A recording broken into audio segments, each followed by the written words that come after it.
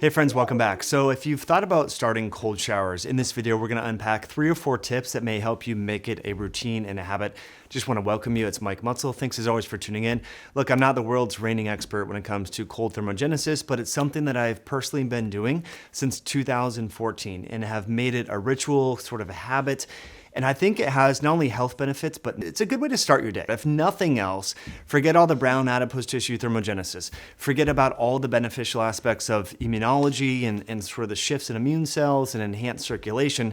If nothing else, a cold shower or jumping in a cold plunge makes you feel stronger and more resilient because most people really just don't want to do it. So just by doing it, there's a lot of mental health benefits. But I recently shared sort of a satirical meme. You know, at Joe Biden's inauguration, Bernie Sanders was really kind of looking down and out. And I shared this meme, I'll throw it up here. And so there was a lot of questions that came in on Instagram. And I thought, why not just make a video to help inspire you to get started with this? So the first question here, and I anonymize the names here, but it says, so to start off with a normal shower, if one likes and gradually drop cold over time, correct? So I don't really like that because number one, you're going from hot to cold. Not that that's bad, but it's so easy to wimp out. So admittedly, when I first heard of cold showers, this was in 2011, a naturopathic doctor, Dr. Patrick Donovan in Seattle, I had lunch with him and he said, hey, during the springtime, I like my patients to start doing cold showers. It helps with circulation. I was like, okay, I'll try this. And I just like literally didn't have the guts. I couldn't do it. So I would kind of wimp out and I knew I should start doing it, but I would turn on, I would take a normal shower, then I would finish off with cold. Now, it's easy to just wimp out because you go from hot to cold and there's nothing, it's not like going in the water where you can easily just turn it off and get out, right? So I recommend just like going in like full cold right out of the gate because there's no way to really wimp out. It's like you're there, you jump in and it gets better over time because the first time you do this, just like the first time you go running, the first time you do push-ups, if you only do 10 seconds, that's better than nothing. The next day you'll do 15 seconds, then 30 seconds, and then pretty soon you'll be like, oh my gosh, I'm sitting here for 30, 45 seconds with really cold winter groundwater and I'm doing it. So I recommend going cold first. So again, I know it's a lot easier to turn on the cold water at the end, but the groundwater and the water in your pipes will be coldest if you just start with cold first. So that's what I recommend. So that's a really good way to just kind of kick yourself into doing it. The other thing that's free and I think accessible to a lot of us, and it's a fun thing to do with friends, if you have friends that are gutsy enough to do it with you, especially during the winter months, is to go jump in a lake. Now, I obviously don't put yourself in harm's way and get stuck under like an iceberg or anything crazy like that. But if you can, just get a group of friends, it's something you can do outdoors. So most people are comfortable with that if they're scared about the coronavirus.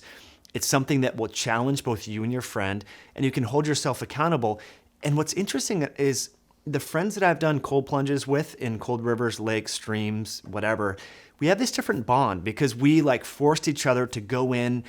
And you know that you're depending upon the other person because you don't want to be in there alone and they don't want to be in there alone. So you both jump in together. It's a really fun thing to do. So I recommend starting with that just because you'll really feel what cold feels like and stay in as long as you can without obviously, getting hypothermia or something crazy like that.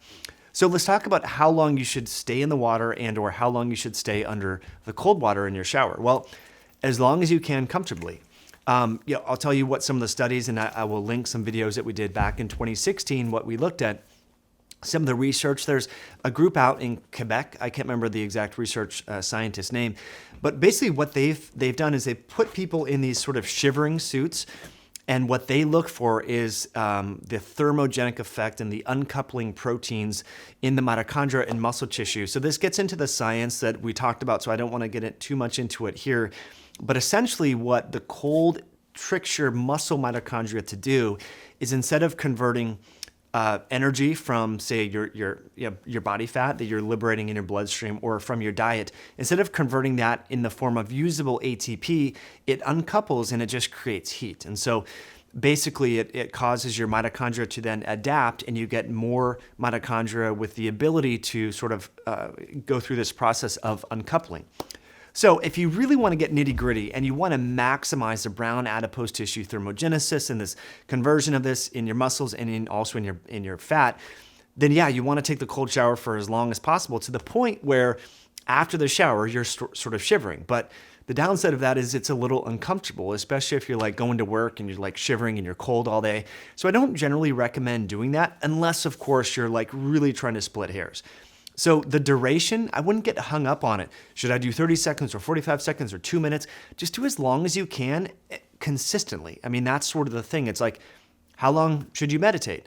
Well, if you try to meditate for 40 minutes every day like a monk and you never hit that goal, guess what's going to happen? You're going to stop meditating because you're going to think, well, I keep failing, so I must suck at this. So if you can only allocate 5 minutes to meditation every day, then just do that and do it consistently. If you can only allocate or stomach or tolerate 30 seconds of a cold shower, then I think that's good enough. But if you want to split hairs and you really want to, change the mitochondria and your fat tissue and your muscle tissue and all that, then you want to get to the point where afterwards you're shivering, because that's what they looked at and found, that when your muscles start shivering, that's the sort of signature of all these increases in genetic expression and protein biosynthesis and all that, okay? But you don't need to totally do that. Okay, so the next question comes here. Actually, it's almost identical. So it's from a nice lady. She says, can you follow a cold shower with warm, hot, and still get the benefits? So I think that's a really good thing to do. So do your cold shower first, like we were just talking about, and then you can take your warm shower. Now, I don't want to get too into the weeds on this, but I sort of separate it out. So I'll take first thing in the morning, I do my heart rate variability, I do my glucose and ketone testing and a little breath work. That's every morning, non-negotiable. That's what I do, okay? Then I jump in the cold shower. Now I play a little trick in my head, and I don't allow myself, I love coffee, I don't allow myself to have coffee until I do those 4 things.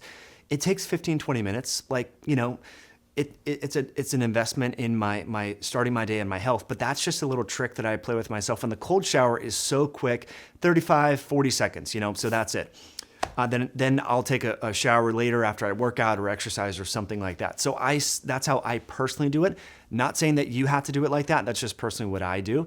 So you can play tricks in your head. So if you have a hard time meditating and you love coffee or tea, you can say, look, I am not going to have coffee or tea until I meditate first. So you can negotiate with yourself, because your future self, will respect you for it and thank you for doing that, okay? But if you only have you have multiple kids, you're super busy, your morning routine is really time crunched, I think it's totally fine to go in there for 30 seconds, take your cold shower, and then finish it off with warm. Now, you're not going, if you do that all at once, you're probably not going to get to that shivering effect that the scientists in Quebec and other people throughout the world have looked at. So just understand that you're mostly going, it's better than nothing, but you're probably mostly going to get some of the mental health benefits of doing the cold shower, not the brown adipose tissue activation and not the mitochondrial density changes. Does that make sense? So you're still going to get the benefits, but if you want to maximize it, you might want to separate it out, because after you take the cold shower, you're going to be cold for about 15, 20 minutes. And that's where you get this increase in noradrenaline and epinephrine and these different hormones that help to lead to these adaptations that are favorable. So hopefully that helps. There's just a few tips in there that maybe you can start practicing. And what I'll do in the link below this video is go back to some of the other deep dives where we actually took screenshots of the research and gave you a better understanding. And another thing you can do is go to a feed supply store, get a 110 gallon or 120 gallon, I think it's called Belkin Country feed tank, stock tank. I have one of those on my deck, to be honest. The reason why I don't use that often anymore is I just got in this routine, and my chickens they sleep in this tree, and sometimes they would poop in there, and it's just, the maintenance on it was it became just another thing I had to do in the morning, and I found my compliance was better of just going in the cold shower. So that I probably get better health benefits by going in the stock tank, but again, it was just all these things that I had to do, so I don't do that. But once a week, I go and jump in Lake Washington here with a friend. So my neighbor, my friend Ben Lynch, we go jump in the water, and so, you still get it in, that full body, and I try to stay in as long as possible and slow down my breathing and do all that. So you still get that deep freeze once a week, which I think is helpful.